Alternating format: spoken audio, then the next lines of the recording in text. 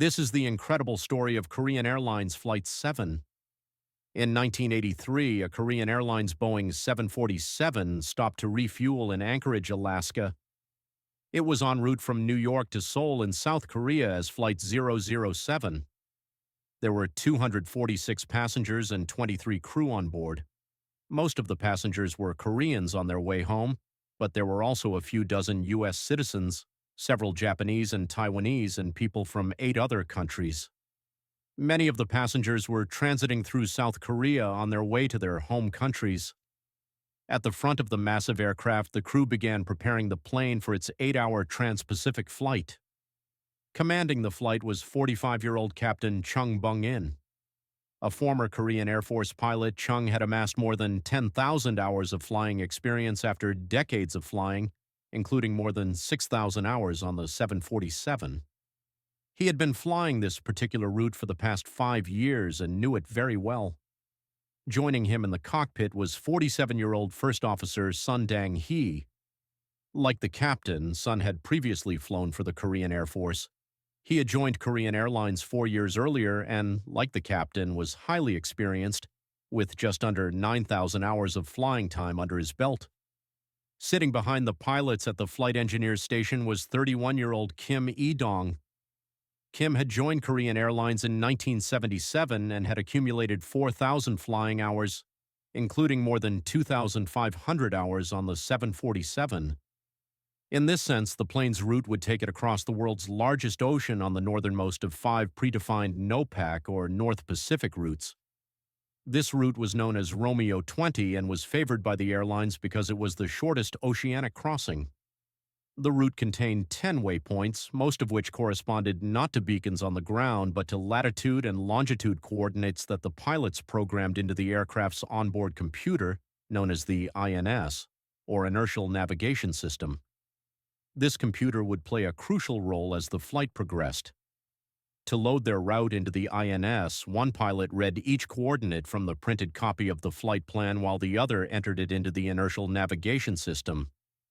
On this flight, the pilots had to be particularly careful when entering these coordinates into their computers.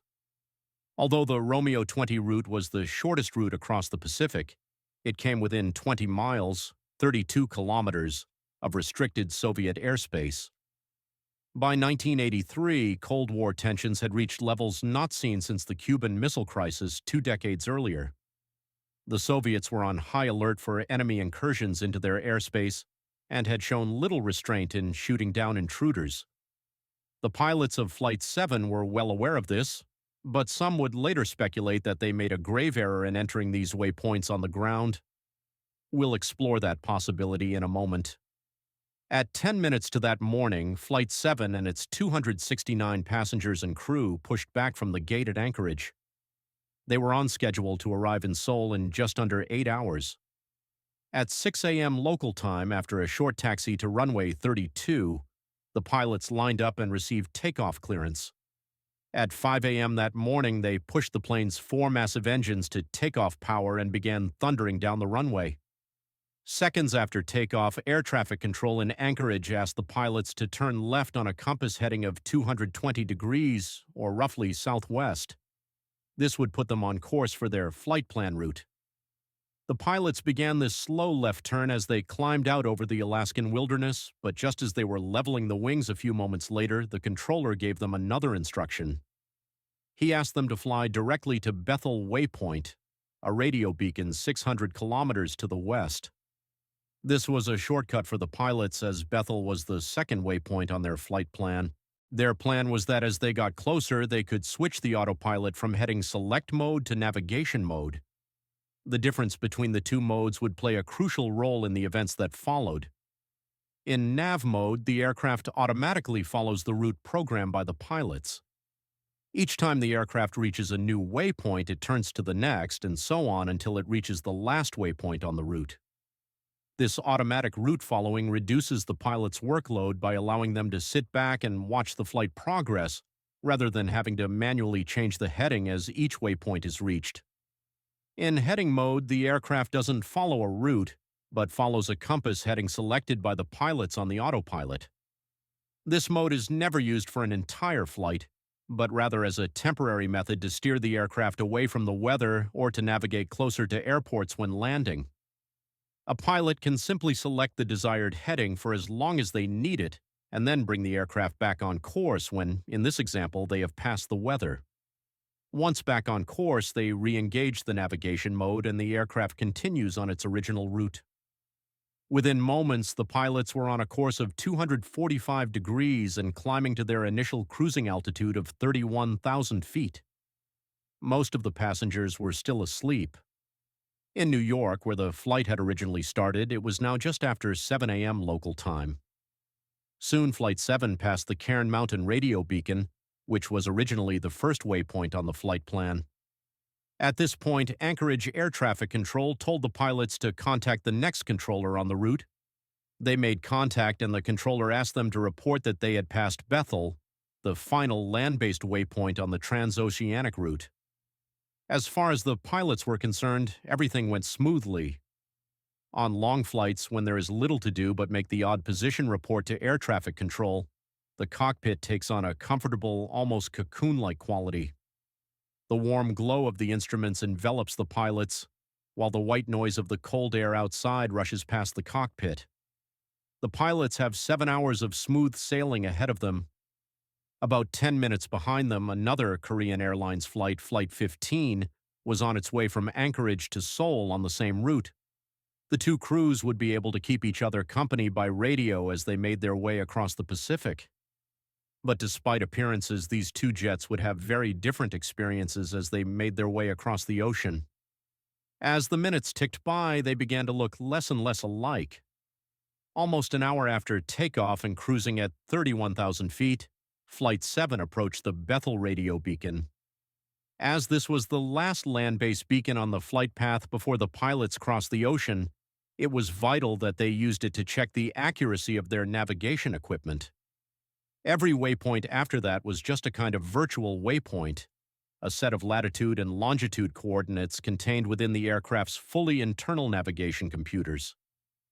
This meant that the Bethel waypoint acted as a kind of umbilical cord, connecting the aircraft to Mother Earth before it took off under its own lights over the ocean. It wasn't just common sense to check their position at Bethel. It was company policy at Korean Airlines, and it was the procedure outlined by Boeing in their flight manuals. But for some reason, as they passed the Bethel beacon, the pilots seemed not to notice that they were actually 12 nautical miles away. To the north, a small navigational inaccuracy was expected in 1983, but after just 1 hour in the air, the plane should have been no more than 2 nautical miles off course. Yet here it was, a full 12 miles north of where it should have been. Despite this, the pilots told air traffic control that they were in battle and continued to head west. So, barely an hour into the flight, things had started to go wrong, and there are already two things we need to explain. The first is why the plane was off course in the first place. Thinking back to the two autopilot modes, nav and heading select, there is an obvious candidate. Could it be that the pilot simply forgot to put the autopilot into nav mode as the aircraft approached the beacon? If so, instead of returning to the planned route, the plane would simply continue on a 245-degree heading where the pilots had left it. It didn't hit Battle, and it wouldn't hit any other waypoints after that. The plane was now on a long, straight road to nowhere. Pilots have made this mistake before, and the design of the 747 cockpit makes it difficult to notice. Unlike modern aircraft, there was no annunciator light to tell the pilots that they were in heading mode. So, for the time being at least, we'll go with this explanation, that the pilots forgot to put the INS into nav mode because it fits all the available facts. That's not to say that new facts won't emerge as the flight progresses. It's one thing to go off course, it's quite another not to notice it. So the second thing that needs explaining is why the pilots didn't seem to notice that they were off course. It seems almost inconceivable that sheer neglect could cause all three crew members to miss that crucial position check at Bethel. Was something else at play? That question will become increasingly central to this story as the plane continues its journey across the Pacific. In 41 minutes, the plane would reach its next waypoint, called NABIE. Here, the crew would have another chance to check their position against their flight plan. As Flight 7 headed west, a few hundred miles away on the Soviet peninsula of Kamchatka, a very different kind of operation was taking place. The USSR was planning a series of missile tests to begin later that day, 1 September. As a result, the Soviets were on high alert. They carefully monitored the airspace around the peninsula, keeping a close eye out for U.S. spy planes, and as it turned out, their paranoia was justified. Just east of Kamchatka, a U.S. RC-135 was circling. This four-engined military jet was part of a covert mission to gather intelligence on the upcoming missile tests. All its external lights were off, and it was slowly and carefully gathering information about Soviet activities on the ground. The personnel inside listened to Soviet radio communications and scanned the ground, trying to understand their enemy's capabilities. But it wasn't long before the Soviets spotted the plane on radar. Meanwhile, Flight 7 had reached its next waypoint, Nabie. The pilots now had another chance to notice the discrepancy between their flight plan and their actual route. At this point, they were 60 nautical miles north of their planned course, or about 110 kilometers. This discrepancy between their actual route and their planned route should have appeared on their INS. But for some reason, at 32 minutes past 6 a.m. Alaska time, the pilots of Flight 7 told air traffic control that they had passed Nabie. And here is another oddity about this flight. When the pilots radioed Anchorage to say they had passed Nabie, they heard nothing but static on the other end of the line. But apparently without much thought as to why this might be, the crew of Flight 7 asked their colleagues on Flight 15 to relay their message to the controller.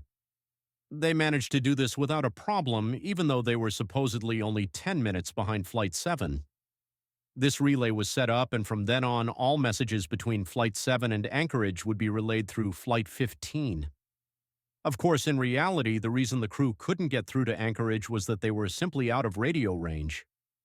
Radio communication over long distances is never that reliable to begin with, so the fact that they were having trouble talking to Anchorage wasn't an immediate cause for concern for the pilots. However, when we combine this with another strange fact, we have to wonder if there is another explanation for the pilot's apparent nonchalance. 140 nautical miles south of Nabie, on the small island of St. Paul, was a radio beacon. As part of Korean Airlines' procedures for aircraft flying this route, the pilots had to check that they could pick up this beacon as they passed Nabie. This was another easy way for the crew to make sure they were on track. Look at this map from the ICAO report on this incident in 1993. It shows the beacon here, and its range is this ring here. This is the flight plan route for Flight 7, and here is the actual route that the plane took. As you can see, if the pilots had been on course, they would have been well within range of the beacon, but because they were well north of their intended route, there was no way they could have picked up a signal. So the question remains, did the crew even try to pick up the beacon? They were supposed to, according to Korean Airlines policy. If they did and didn't get a signal from it, they would have concluded that they were either off course or that the beacon was inoperable. If they thought the beacon was inoperable, they would have contacted air traffic control or at least the other Korean Airlines crew to ask if that was the case. But we know they never did. We also know that they didn't try to pick it up and then conclude that they were off course, because if they had done that, they would have realized that they were off course and they would have corrected for it. So that leaves us with one possibility. The crew of Flight 7 never checked their position relative to the St. Paul beacon. Why might this be? Why would a crew flying long distances over open ocean fail to carry out such a simple and mandatory check to confirm that they were on course? There are two worrying possibilities here: negligence, or perhaps worse, the possibility that the crew never intended to follow the flight plan. Within minutes, Flight 7 had crossed the international date line and entered Soviet airspace. It was now September 1st, 1983. A few hundred miles ahead of Flight 7, the Soviets were in a panic. They had spotted the U.S. spy plane on radar circling east of the Kamchatka Peninsula. It was not the first time in recent weeks that they had spotted a U.S. spy plane in their airspace. In fact, only recently, many top Soviet commanders had been sacked for failing to shoot down violating aircraft before they got away. On this night, the commanders in Kamchatka were determined not to let that happen to them. In the cockpit of Flight 7, the alert button on the INS flashed orange, indicating that the plane had passed its next waypoint, NEVA. The way the INS works, this flash does not occur when the aircraft reaches the waypoint, but rather when it is closest to the waypoint on its route. This meant that the flash alone was not confirmation that the aircraft was on course. However, through years of normal use, this was how the pilots of Flight 7 interpreted it. The pilot's manuals specified that when this light flashed, indicating that they had passed a waypoint, they should carry out a series of checks to confirm their position. These included plotting their current position on a chart.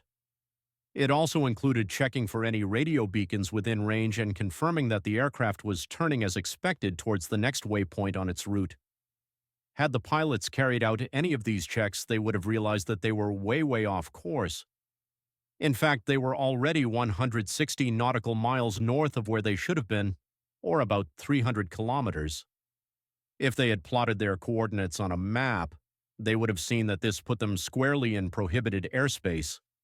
They were now flying through a buffer zone between US and Soviet airspace. This buffer zone was off-limits to civilian aircraft. What's worse, if the pilots kept flying, they would soon find themselves in Soviet airspace. It was a terrifying prospect. Just 5 years earlier, another Korean Airlines passenger jet had veered off course into Soviet airspace and been shot down over northern Russia. Incredibly, that plane had a happy ending, landing safely on a frozen lake with all but 2 of its passengers surviving the ordeal. But there was no guarantee that things would go so well that night, not least because at that very second, Soviet radar installations on Kamchatka had picked up Flight 7 on radar.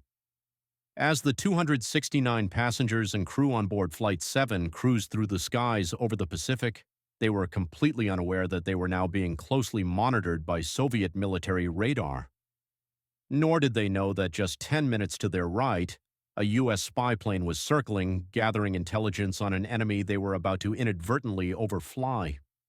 The Soviets were tracking both aircraft and had previously correctly identified the U.S. spy plane as an RC-135. However, they found it strange that the second plane was so daring.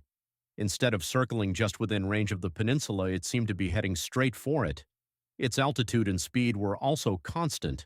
Whatever this plane was, it clearly wasn't worried about being intercepted. And as Flight 7 approached the Kamchatka Peninsula, that's exactly what happened. Soviet commanders scrambled 4 fighter jets to intercept the plane. They took to the skies and immediately began racing towards the wayward plane. In the cockpit of the Korean Airlines jumbo jet, the pilots carried on talking as usual to each other and to their colleagues on Flight 15. Little did they know that they were hundreds of miles from where they thought they were, deep inside Soviet airspace. As this was happening, fighter jets were being vectored at lightning speed by Soviet ground control towards the mysterious intruder. Fighter jets are fast, but so are commercial aircraft, and Flight 7 was traveling at over 80% of the speed of sound. The race was on. Would the fighter jets be able to reach the plane before it slipped back into international waters? Or would Flight 7 end up in a ball of fire over the Kamchatka Peninsula after being mistaken for a spy plane? The pilots didn't know it, but as they sat and talked in the warm cocoon of the cockpit, they were racing towards an international border that was their salvation. The Soviet fighters came closer and closer, but just as they began to close in on the erratic flight, they ran out of fuel. Reluctantly, they turned around and returned to base. Flight 7 blissfully returned to international waters, unaware of how close it had come to disaster. It was not long before the plane was out of range of Soviet radar, and once again, its true position over the planet Earth was unknown to anyone on the outside, or even on board. But ignorance wouldn't be bliss for long. A few hundred miles ahead, on the island of Sakhalin, the Soviets were waiting. Their Kamchatka comrades had alerted them to the presence of a mysterious intruder heading southwest towards their position. The flight was still out of radar range of Sakhalin, but the Soviets began to prepare. This time they weren't going to miss their chance. On board Flight 7, the pilots still had some time to realize their incredible mistake. But for that to happen, something would have to alert them to one of the many anomalies appearing on their INS screens. At this point, the pilots were transferred from Anchorage Air Traffic Control to Tokyo Air Traffic Control. They informed Tokyo that they had just passed the Nippy waypoint at 9 minutes past 5 GMT and that they expected to reach their next waypoint, Noka, at 26 minutes past 6. Tokyo Air Traffic Control acknowledged their message. All appeared normal on the flight deck. The crew were within range of Tokyo Air Traffic Control, so they no longer needed their colleagues to act as a relay.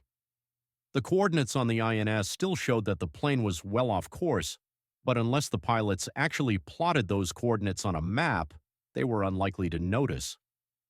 Meanwhile, Soviet commanders on the island of Sakhalin had been informed that there had been a border violation over Kamchatka and that what was believed to be a USRC-135 was now 500 kilometers from their position, heading towards the island on a course of 240.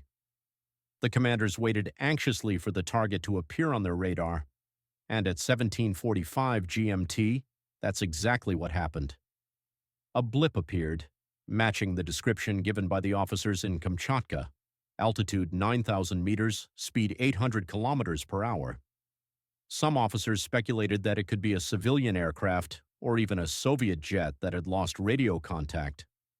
After all, what sane U.S. spy plane would fly in a straight line at a constant altitude and speed for hours?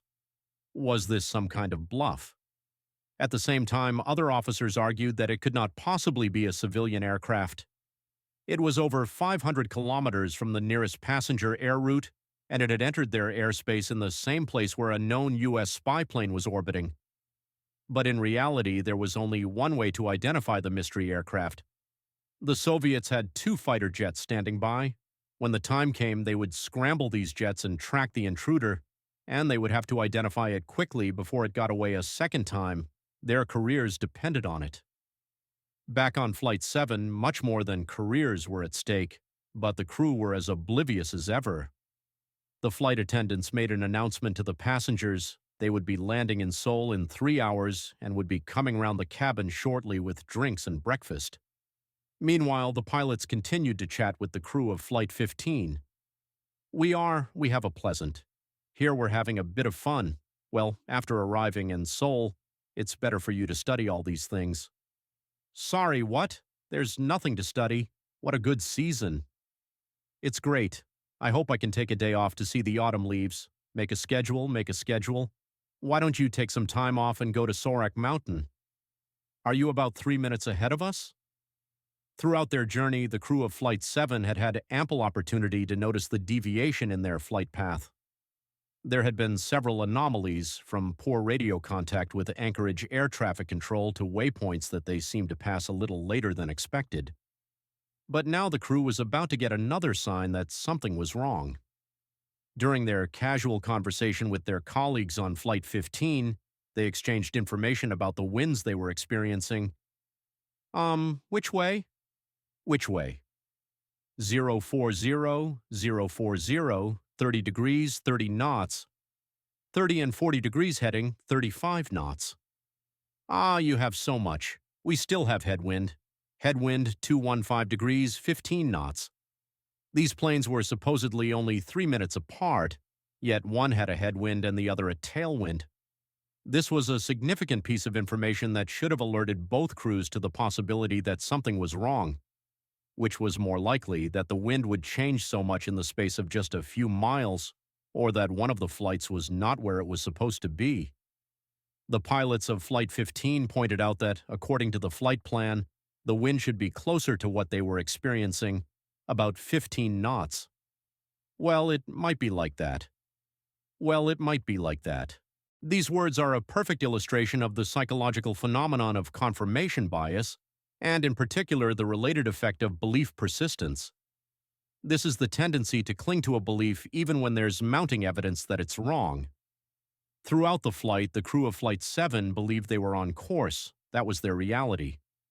So when their colleagues who were apparently only a few miles ahead of them reported an anomaly, that they were experiencing very different winds to Flight 7, the crew's natural reaction was to dismiss it as just one of those things that happens. Well, maybe it is. The horrifying reality, of course, was that at that very moment, two Soviet fighter jets had taken position behind them.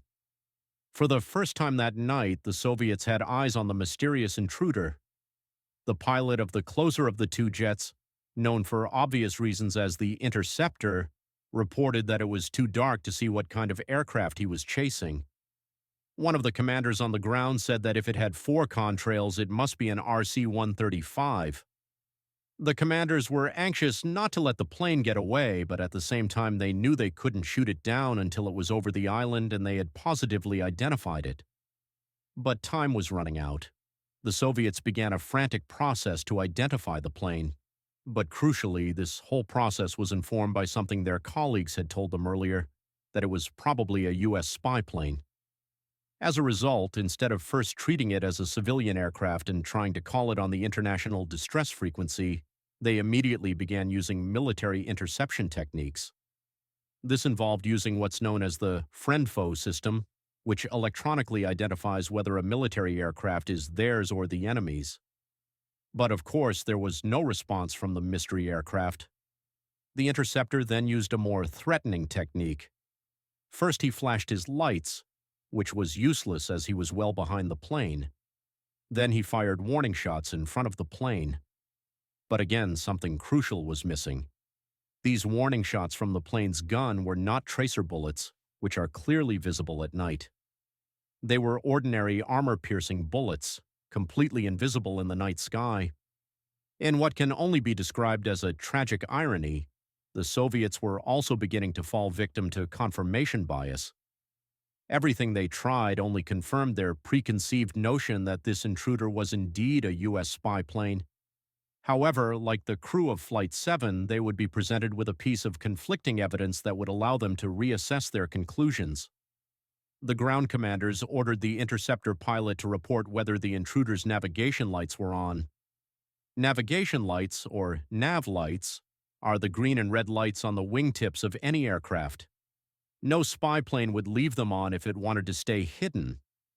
If the intruder's nav lights were on, it is quite possible that this mystery aircraft was in fact a wayward passenger jet. Take a look at this transcript from Soviet ground control. It shows the sheer confusion and panic among the commanders as the intruding aircraft began to fly over the island. There was chaos as officers made hasty and half-hearted attempts to identify the aircraft before it re-entered international waters. And in the midst of all this confusion, the order was given. The interceptor pilot was to shoot down the intruder. In the cabin of Flight 7, the passengers tried to get some sleep before breakfast. The soothing hum of the engines had been a constant companion throughout the journey. But now all that was about to change. Up in the cockpit, the pilots had been cleared by air traffic control to climb to flight level 370. 2,000 feet above their current altitude, they engaged the autopilot and began to climb. As the plane climbed, it slowed down. The interceptor, which had been following the plane, zoomed past it, unable to slow down in time. The fighter pilot immediately interpreted this as an evasive maneuver by the plane, aimed at putting him in the path of its weapons. The commanders on the ground were at their wits' end. They had to act now before the plane got away. In a matter of seconds, it would be in international waters. The oblivious crew on board Flight 7 were now at the end of their tether. The interceptor pilot pressed the button. 2 seconds later, he pressed it again. All hell broke loose in the cabin. Missile fragments had pierced the fuselage in dozens of places, and the pressurized air inside began to escape. The pilots were stunned. They immediately tried to take stock of what had happened. The flight engineer confirmed that all 4 engines were operating normally. Whatever had exploded wasn't an engine. Maybe it was an explosive decompression. Neither the flight crew nor anyone else on board knew they had been hit by a missile. They still thought they were on a Romeo 20 route to Seoul. Within seconds of the missile strike, the aircraft went into a rapid climb. The autopilot was still engaged, but it was unable to pitch the aircraft nose down. This was because the hydraulic system that powered the tailplane elevators had been knocked out by the missile. That was far from the only problem. Just 11 seconds after the fuselage was breached by the missile fragments, enough air had escaped from the cabin to cause the passenger's oxygen mask to fall from the ceiling. In the cockpit, the pilots quickly donned their oxygen masks and disengaged the autopilot. The captain tried to force the nose down, but to no avail. Three of the plane's four hydraulic systems had lost pressure after being severed by the missile. The pilots were now trapped in an out-of-control aircraft that was screaming upwards at a frightening rate. If it continued to climb, it would soon lose enough speed to stall and fall back to Earth. As all this was happening, Soviet commanders were frantically trying to determine the status of the intruder aircraft. The fighter pilot who had launched the missiles reported that the target had been destroyed. Its external lights had now gone out and it was flying erratically. However, the ground commanders could still see the aircraft on radar. They told the second fighter to close in and finish the job with its guns. In the cockpit of Flight 7, the pilots were still unaware that their plane was not dying of natural causes. 40 seconds after the missile strike, the plane reached an altitude of 38,000 feet before finally dipping its nose and beginning a rapid descent. The first officer radioed Tokyo Air Traffic Control to say that they were experiencing rapid decompression and were trying to descend to 10,000 feet. The pilots desperately tried to regain some control as they descended, even managing to slow their descent as the plane fell. But in the end, the 747 was too crippled to be controllable. 104 seconds after impact, the plane's two black boxes stopped recording. No one knows exactly what happened on board the plane after that. All that's known is that it continued to descend in a left-hand spiral until it crashed into the sea 6 minutes later. None of the 269 passengers and crew survived. At the time of impact, Flight 7 was 650 kilometers off course. In the days that followed, despite the best efforts of the USSR, it became increasingly clear to the world that Korean Airlines Flight 7 had been shot down in a chilling case of mistaken identity. Amid the political firestorm that erupted after the shootdown, one question seemed impossible to answer. Why had a modern aircraft like the Boeing 747-200, operated by an experienced crew, veered so horribly off course? And why hadn't any of the pilots noticed? As it turns out, there's still no agreement on why Flight 7 went off course. The International Civil Aviation Organization, ICAO, report into the incident published in 1993 offers a variety of explanations for the navigation error. Much of it supports what is now the most widely accepted theory, that the pilots left the aircraft in heading mode after being cleared to Bethel Beacon shortly after takeoff and simply forgot to put it in nav mode for the rest of the flight. At the end of the report, however, this theory is rejected on the grounds of the sheer improbability of the crew abandoning their duties for such a long period. It says that the crew's actions, quote, cannot be explained by an inadequate level of professional training of the crew, inattention, or even negligence, since in this case we are talking about the complete refusal of the crew to comply with all the rules and procedures for the conduct of the flight prescribed by the instructions of the airline, including those in the event of possible abnormalities in the operation of the equipment. This section of the report goes on to put forward an entirely different theory, that the pilots actually intended to fly the route they ended up flying. How could this be? Well, it turns out that the route the pilots flew was almost a direct line between Anchorage and the Seoul Flight Information Region, or basically Seoul's airspace. So it's possible that when the pilots set up their INS computers on the ground, they didn't program the route into the flight plan, which included 10 different waypoints.